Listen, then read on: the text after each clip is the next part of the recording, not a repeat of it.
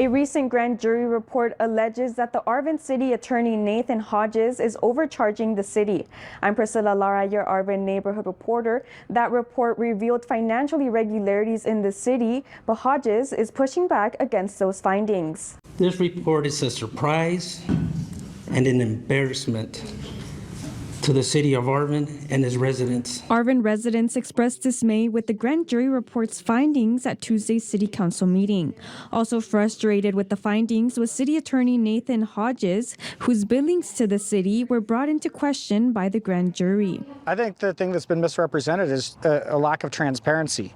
My bills are billed to the 10th of an hour. I'm not too sure if the check was... One of the findings reveals that Hodges' rates to the city aren't charged at the contract's terms.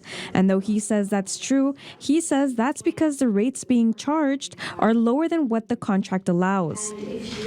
According to Hodges, the contract allows him to increase his rates by 5% at the start of each fiscal year, something he says he chose not to do. I met with the former mayor as well as some council members that were here, and I told them, look, I'm not going to raise my rates this year. I understand the financial situation of the city.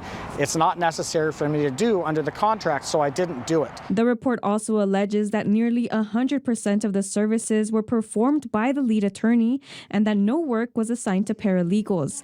A lead attorney can bill the city at a higher rate than work done by a paralegal. A paralegal doesn't do legal work.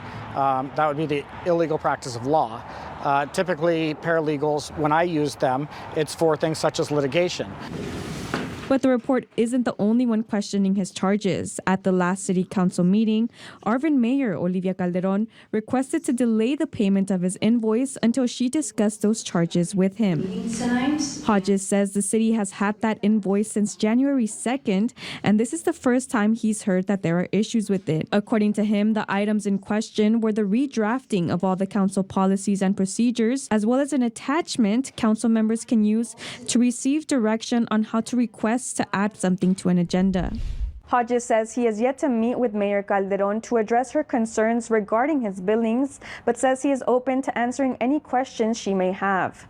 For 23 ABC, I'm Priscilla Lara, your neighborhood reporter.